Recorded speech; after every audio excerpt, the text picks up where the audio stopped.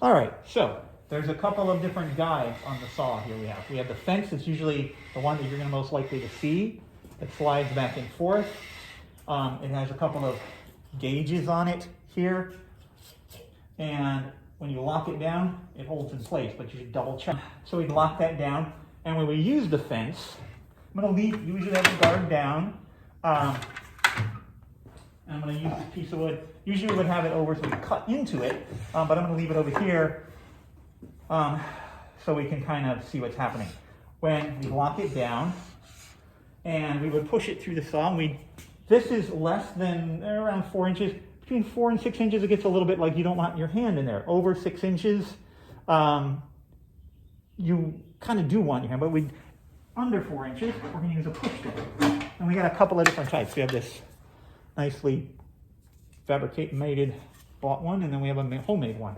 Sometimes I like to use this one because it has more pressure towards the front to hold the piece of wood down. But we'll use this one. This keeps your hand away, so that I want to make sure as I'm feeding this piece of wood through, it's staying firmly against this fence. All right, you don't want this edge of the board to come away from that as you're going, even a little bit. It's going to make it interact your cut, but it could also catch this and throw this back.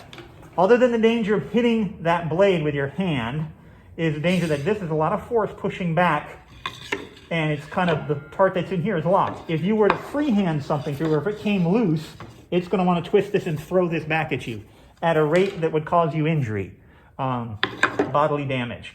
So don't always have something guiding with a table saw. There's different types of jigs you can use, but always use something that's guiding it through, so it's not, you don't freehand through the table saw.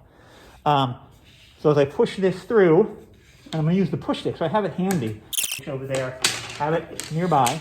So as I start feeding it through, I have control over it. I'm keeping it against there, and I'm pushing it forward. So as I'm pushing forward, I'm also pushing this way. So as I feed it forward, it's going into the wood. You know, I might start it with this hand here, but I take that hand away. I still have this hand on it. I take the push stick. Okay, this hand can be out of the way. I don't want it anywhere, even if there's sometimes a little piece of wood over here that you're cutting, the offcut. Don't reach for that, don't knock it, don't bump it. You don't need to put your hands there. You'll push it all the way through outside of the blade. Guard's very helpful. That whole computer thing is really great, but the fact that if you fell and you hit this piece of plastic is pretty nice. But you could still, don't stick your hand underneath the guard. Don't put your hands underneath the guard. If you want to think about this red area, it's a red zone. So let's get the movie a little bit. And usually we turn the dust collection going. So let's demonstrate. Sometimes if you hit that knot, it would be a lot more stressful. I like to have the grain curve this way if I'm feeding it through, so it's not bowed like that and it's going to collapse. To turn it on, we pull the paddle out. Also, I want to be to one side. I don't want to be right behind the piece of wood. All right, so I'm going to set the fence. Since this is like 4 inches or so, I'm going to set it for 3 inches. Lock it down. So I'm make sure this is secure. I can check that if I had a mark on there, or check with a measure. Then I want to make sure it's away. I don't want to leave this on top of the thing and turn it on. It's just going to throw back at me. I'm going to bring this guard down. I'm going to have that piece of wood there. Have the push stick ready. Pull that paddle out.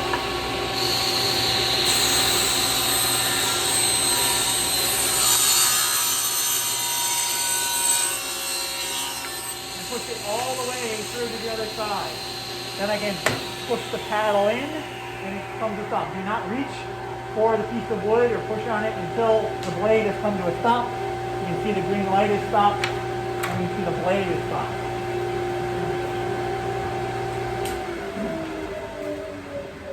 Now, that was with the push stick. If you had a board that's wider, like this, we have it all the way out here, and I'm going to demonstrate it with it just here. I'm just going to have this away from the blade right now to show you what I'm talking about. If I were to use the push stick on this bigger piece of wood, and I push from over here, I want to keep, I want to keep my hands away, right? So the safer I am, the farther I have my hands here. I want to have my hand farther away. So when I do this, it's harder to control this piece. I mean, I could make, sometimes I made bigger push sticks that are wider, but you know, it's harder to control with the push stick with a bigger, wider piece. So in that case, if you're over 6 inches away, you can put your hand here and you have much more control over the piece of wood. Okay? The other thing I would say is your body position. Sometimes, even with or without the push stick, people are like, you know, when you bring this up and push it, have you bring up close, you have more control over it. I push it through, boom. Don't go boom. What sometimes people do is they start pushing it through, and they're way back here, and they're kind of like this. They have this huge gap between them and this because they want to be farther away. They want to be farther away, but the problem is they don't have, I have long arms, so it's easier. But, you know, if you're farther away, you don't have as much control over that piece of wood. So it's good to have fear of the thing, but realize you want to be in control. So that's the fence. The other guide on the saw we have, there's some other jigs I've made over time, but the one that's sitting on the side here is called a miter gauge.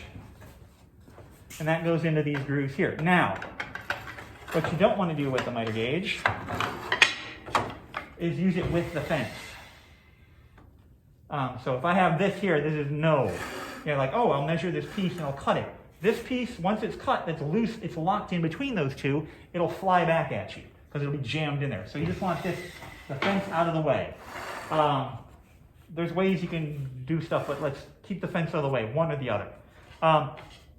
So the miter gauge, not designed to do this. So if I'm cutting this way, ripping, I want to use the fence.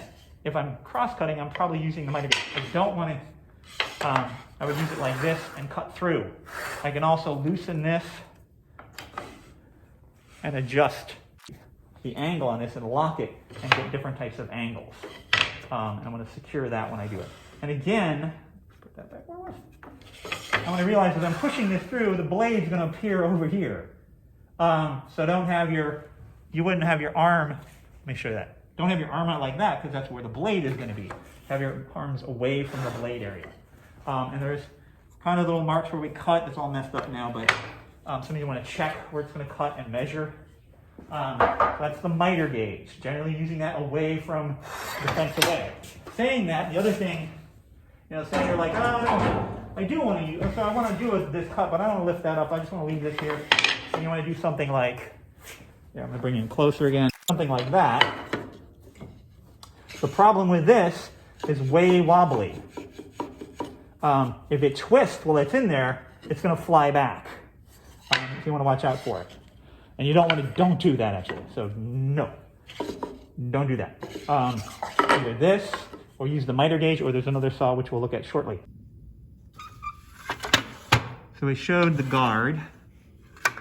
Some of the other safety things on the saw are these anti-kickback paws. As I push through, they should catch. That one did. How about over here? One on each side. So that one caught. Good, something caught. There's a couple sets of them there. Those are to help it keep from kicking back, but you got to be underneath them before they kick back, help stop you from kicking back. Okay. The other thing on the saw, safety thing is this. From this way so we can see it. A splitter. And what that does, as we cut into this wood, it was a nice tree somewhere in the forest. It was all happy. Grew how it wanted to grow. It got cut down and milled out and shaped into something that's kind of 90 degrees-ish mostly. When you cut into that, it sometimes releases this grain, changes things. And sometimes it splits apart. It'll go like a Y. Okay, so there'll be a cut or a kerf. The blade takes away about 1/8 of an inch of material for this particular blade.